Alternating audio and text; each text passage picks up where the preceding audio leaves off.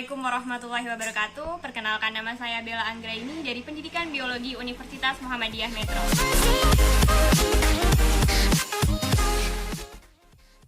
Oke, baiklah, di dalam video pembelajaran kali ini kita akan membahas tentang materi yang berkaitan dengan bab sel. Nah, seperti yang sudah kita ketahui ya, bahwa sel itu adalah unit terkecil penyusun tubuh makhluk hidup. Tetapi, meskipun sel ini terkecil, di dalam sel ini banyak sekali bisa terjadi aktivitas. Nah, aktivitas di dalam sel ini dinamakan bioproses dalam sel. Salah satu bioproses dalam sel yang akan kita bahas pada hari ini adalah transportasi pasif.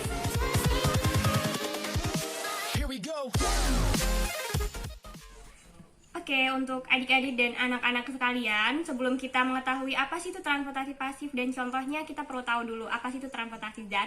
Jadi, transportasi zat ini adalah proses atau aktivitas keluar masuknya zat atau bahan, baik itu dari luar ke dalam ataupun sebaliknya. Nah, ini terjadi di dalam sel, tentu saja ya. Kemudian untuk transportasi zat, dia terbagi menjadi dua. Yang pertama ada transportasi aktif dan yang kedua ada transportasi pasif. Nah, memang di video pembelajaran kali ini kita akan membahas yang namanya contoh dari transportasi pasif. Tetapi tidak ada salahnya kalau kita juga mengetahui apa sih itu transportasi aktif. Oke, transportasi aktif ini adalah proses perpindahan molekul atau ion-ion yang memerlukan energi. Untuk apa? Untuk melawan gradien konsentrasi. Nah, sedangkan untuk transportasi pasif, dia kebalikan dari transportasi aktif. Transportasi pasif ini adalah perpindahan molekul atau ion tanpa memerlukan energi. Nah, transportasi tersebut dia mengikuti gradien konsentrasi atau aliran konsentrasi. Misalnya dari konsentrasi tinggi ke rendah atau dari konsentrasi rendah ke tinggi. Nah, untuk contoh dari transportasi pasif ada dua contoh ya. Yang pertama ada difusi dan yang kedua ada osmosis. Nah, untuk yang pertama ini ada difusi. Difusi ini apa? Difusi ini adalah perpindahan molekul atau ion dari konsentrasi tinggi ke konsentrasi rendah. Contohnya apa? Contohnya banyak sekali yang bisa kita temukan dalam kehidupan kita sehari-hari ya. Contohnya adalah ketika kita memakai parfum. Itu contoh proses diskusi. Nah, di sini saya memegang parfum dan di sini ada ruangan. Parfum ini dia berkonsentrasi lebih tinggi daripada ruangan. Kenapa demikian? Karena konsentrasi tinggi itu dia bisa dikatakan konsentrasi tinggi ketika di dalam botol parfum ini dia memiliki molekul bervolume lebih banyak daripada di ruangan ini. Nah, sedangkan di ruangan ini dia memiliki molekul bervolume lebih sedikit ketimbang si botol parfum yang saya pegang. Nah, di sini ketika saya menyemprotkan parfum ini ke ruangan, maka akan tercium bau parfumnya. Nah, ini kenapa bisa seperti itu? Karena ini terjadi perpindahan partikel dari konsentrasi tinggi si botol parfum ini ke konsentrasi rendah si ruangan ini. Nah, seperti itu. Kemudian contohnya yang lain bisa kita lihat di gelas ini. Saya memegang gelas yang berisi air, kemudian ada pewarna makanan. Nah, saya buka ya. Ketika saya memasukkan pewarna makanan di dalam gelas ini, maka yang terjadi apa? Yang terjadi adalah pewarna makanan akan menyebar di dalam air. Pewarna makanan akan menyebar di dalam air dan partikel dari pewarna makanan ini dia akan masuk ke partikel air. Pewarna makanan ini dia konsentrasinya lebih tinggi daripada si air yang di dalam gelas ini, sehingga terjadi yang namanya perpindahan molekul konsentrasi tinggi dari pewarna makanan ke konsentrasi rendah si air tersebut. Nah, ini peristiwa ini akan terjadi terus-menerus sampai terbentuk larutan yang homogen.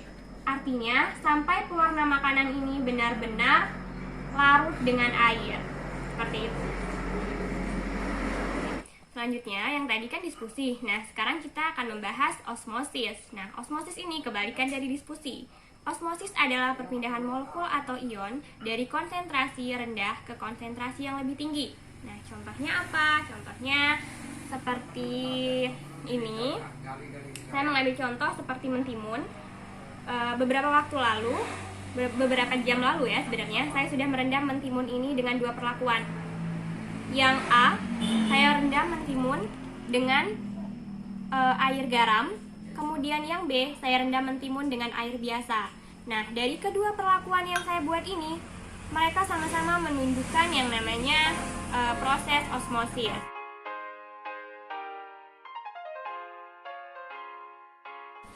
Oke, kita akan membahas larutan dan timun yang ada di gelas A terlebih dulu ya. Nah, gelas A ini mulanya adalah air biasa yang konsentrasinya lebih rendah daripada mentimun. Tetapi ketika gelas A ini saya berikan garam atau NaCl, maka konsentrasinya akan berubah. Dia menjadi larutan hipertonik. Konsentrasinya menjadi lebih tinggi daripada si mentimun. Jadi di sini mentimun memiliki konsentrasi yang rendah, sedangkan larutan garam ini memiliki konsentrasi yang lebih tinggi. Maka dari itu, ketika saya rendam mentimun beberapa jam di dalam larutan garam, dia akan menunjukkan perubahan. Perubahannya seperti apa? Perubahannya seperti ini. Nah, mentimun menjadi lebih lembek. Kemudian dinding sel dari kulit mentimun ini dia menjadi mengkerut. Nah, kenapa hal ini bisa terjadi? Karena terjadinya peristiwa osmosis, yaitu molekul air yang ada di dalam mentimun yang konsentrasinya lebih rendah, dia pindah ke larutan garam yang konsentrasinya lebih tinggi. Nah, ini mengkerutnya dinding sel dari mentimun ini juga disebut dengan peristiwa yang namanya plasmolisis. Plasmolisis ini bisa terjadi di tumbuhan ataupun hewan. Kalau terjadi di tumbuhan, dia akan mengakibatkan tanaman itu layu dan dinding selnya mengkerut. Kenapa demikian? Karena molekul yang ada di tumbuhan itu dia akan pindah ke molekul yang konsentrasinya lebih tinggi seperti di mentimun ini. Nah, maka dari itu contoh dari gelas A ini merupakan contoh peristiwa osmosis.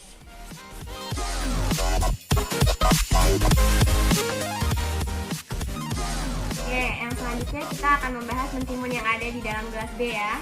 Nah, di dalam gelas B ini mentimunnya jelas berbeda dari di dalam gelas A karena mentimunnya nampak segar. Tetapi ini bukan berarti bahwa mentimun ini tidak terjadi peristiwa osmosis. Dia tetap terjadi peristiwa osmosis, namun berbeda di dalam daripada yang di dalam gelas A. Mengapa demikian?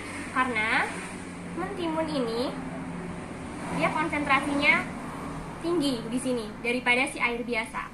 Air biasa dia konsentrasinya lebih rendah daripada si mentimun.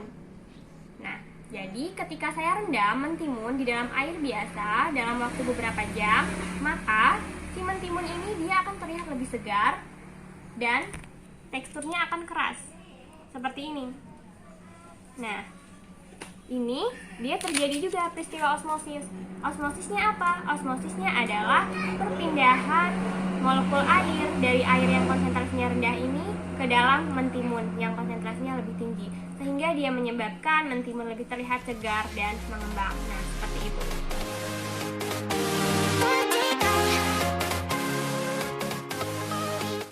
Nah, dari kegiatan yang sudah kita lakukan tadi, kita dapat menyimpulkan bahwa menyebarnya parfum ke seluruh ruangan, kemudian menyebarnya molekul dari pewarna ke dalam air tadi, dia termasuk ke dalam proses difusi. Mengapa demikian? Karena terjadi perpindahan dari molekul yang berkonsentrasi lebih tinggi ke konsentrasi yang lebih rendah. Begitu pula dengan mentimun dan air tadi, dia juga termasuk dalam proses transportasi pasif yang osmosis. Mengapa demikian? Karena terjadi perpindahan molekul air dari konsentrasi rendah ke konsentrasi yang lebih tinggi. Nah, sekian video pembelajaran dari saya, semoga bermanfaat untuk adik-adik dan anak-anak sekalian. Terima kasih. Wassalamualaikum warahmatullahi wabarakatuh.